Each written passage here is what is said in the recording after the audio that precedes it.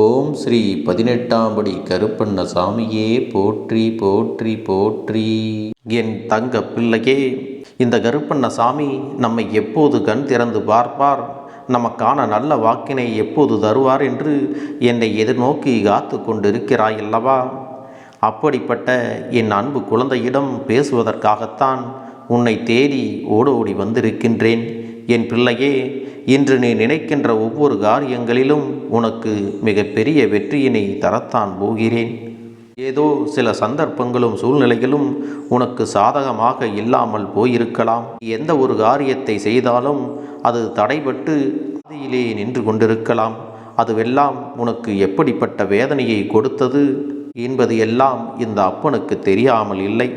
என் பிள்ளையே, அது மட்டுமல்லாமல் உன்னுடைய வாழ்க்கையில் மிகப்பெரிய குழப்பங்கள் எல்லாம் இருந்ததல்லவா? அதற்கான நல்லதொரு பதிலையும் உனக்கு நான் கொடுத்து விடத்தான் போகிறேன். என்னிடத்தில் உண்மையான அன்போடும் பக்தியோடும் இருக்கின்ற உனக்கு நீ மனம் வருந்தி நிற்கும் பொழுது உனக்கு நல்லதை செய்யாமல் நான் அப்படியே விட்டு விடுவேனா என்ன? நீ மனவேதனையோடு என்னிடத்தில் கேட்கின்ற ஒவ்வொரு கேள்விக்குமே நான் நிச்சயமாக உன் வாழ்க்கையில் நல்ல செயல்களை செய்வதன் மூலமாக நல்லதொரு பதிலை கொடுத்து விடப் போகிறேன். என் பிள்ளையே, உன்னுடைய வெற்றியை தடுப்பதற்கு ஒருவர் செய்த சூழ்ச்சியினை நான் நன்கு அறிவேன். என் தங்கமே, உன்னுடனே இருந்து கொண்டு உன்னிடத்தில் இருந்தே எல்லா விஷயங்களையும் பெற்றுக்கொண்டு நீ அவர்களுக்கு செய்த உதவியை எல்லாம் மறந்துவிட்டு இப்பொழுது உனக்கு எதிராக தீய செயல்களை செய்வதில் குறிக்கோளோடு இருப்பதோடு மட்டுமல்லாமல் உன்னையும் வீழ்த்திவிட வேண்டும் என்று நினைத்து ஒருவர் சதி திட்டங்களை தீட்டிக் கொண்டிருக்கின்றார்கள். என் பிள்ளையே, இது போன்ற எண்ணங்கள் கொண்ட மனிதர்களின் வாழ்க்கை ஒரு நாளும் நல்லபடியாக இருக்கப் போவது இல்லை. என் குழந்தையே, இதுவரை நீ அவர்களுக்கு ஏகப்பட்ட உதவிகளை செய்திருந்தாலும் அவர்கள் உதவியாகவும் இருந்திருக்கிறார்கள் என்பதை நீயும் மறந்துவிடக்கூடாது என்றுதான் உன்னிடத்திலே சொல்கிறேன். அவருக்கு உன்னிடத்திலே நன்றி உணர்வு குறைந்து விட்டது. அதன் காரணமாகவும் அவர்களுடைய மனநிலையும் மாறிவிட்டது. இவர்களிடத்தில் உனக்கு ஏற்பட்ட சிறிய மனக்கசப்பினால்தான் இப்பொழுது எத்தனை பிரச்சனைகளும் ஆரம்பித்திருக்கிறது. ஒவ்வொரு நாளும் ஒவ்வொரு விதமான பிரச்சனைகள் வருகிறது. யார் எப்பொழுது எங்கிருந்து வந்து நமக்கான பிரச்சனைகளை கொடுப்பார், யார் என்ன வார்த்தைகளை நம்மிடத்திலே சொல்வார் என்ற மன சங்கடத்திலேயே எப்பொழுதும் இருந்து கொண்டிருக்கிறாய். யாரேனும் செய்யாத தவறுக்காக பழி சொல்லி விடுவார்களோ என்ற பயமெல்லாம் இப்பொழுது உனக்குள் அதிகரித்து விட்டது. ஏனென்றால் நீ தினம் தினம் சந்திக்கின்ற பிரச்சனைகள் எல்லாம் அத்தனை பெரிதாக இருந்து கொண்டிருக்கிறது அல்லவா? என் குழந்தையே, இதற்கெல்லாம் உன் அப்பன் கருப்பண்ணசாமியிடத்திலிருந்து மிகப்பெரிய பதில் ஒன்று கிடைக்கத்தான் போகிறது. அது என்ன தெரியுமா? இவர்கள் இன்று இது போன்ற செயல்களை உனக்கு எதிராக செய்கின்றார்கள் அல்லவா? அவர்கள் பின்னால் இருந்து அவருக்கு ஒருவர் உதவி செய்து கொண்டிருக்கிறார்கள். அதை அறியாமல் தான் இதுவரை நீ இருந்து கொண்டிருக்கிறாய். என் பிள்ளையே, அவர்கள் கூட்டாக சேர்ந்து உன்னை எப்படியாவது வீழ்த்தி விடலாம் என்று நினைக்கின்றார்கள்.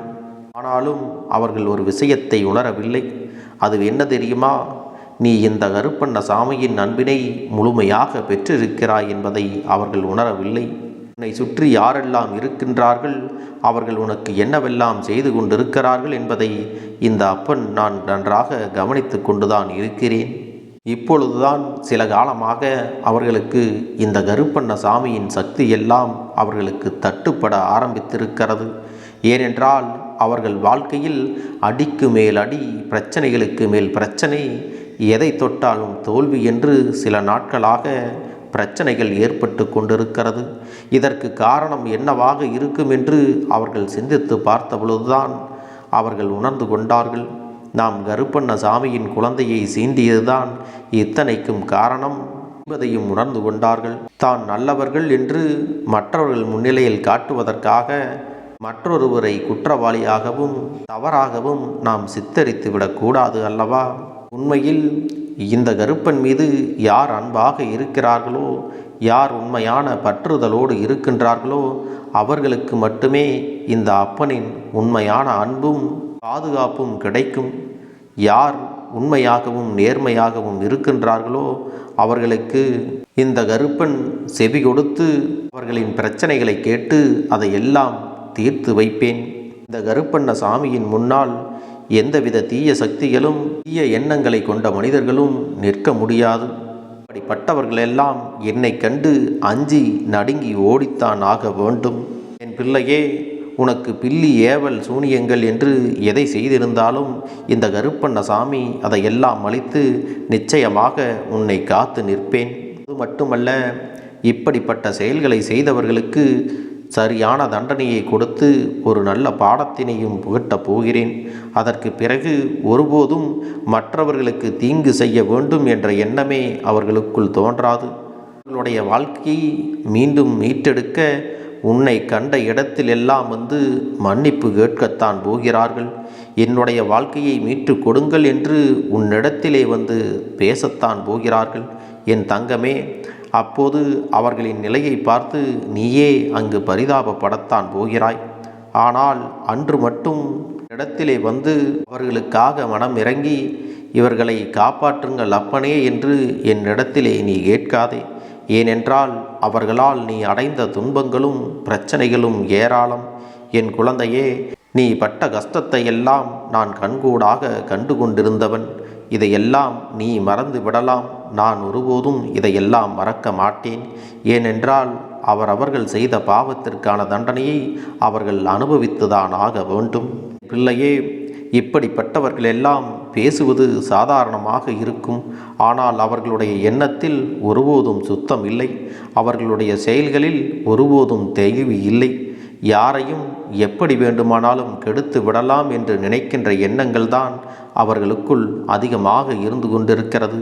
தன்னுடைய வாழ்க்கையை காப்பாற்றிவிட வேண்டும், தன்னுடைய இன்றைய நிலையை மாற்றிவிட வேண்டும் என்ற எண்ணம் மட்டும்தான் இருக்கிறது. தன்னை விட யாரும் முன்னேறிவிடக்கூடாது என்று நினைப்பதோடு மட்டுமல்லாமல் போலியான கௌரவத்தை அங்கே நிலைநிறுத்த என்னவெல்லாம் செய்ய வேண்டுமோ அதையெல்லாம் செய்து கொண்டிருக்கிறார்கள். இப்படிப்பட்ட மனிதர்கள் கௌரவத்திற்காகவும் மரியாதைக்காகவும் எதை வேண்டுமானாலும் செய்ய துணிந்து விடுவார்கள். என் அன்பு குழந்தையிடத்தில் இவர்கள் நடந்து கொண்ட விதத்திற்கு இவர்களுக்கு ஒருபோதும் மன்னிப்பு என்பதே கிடையாது.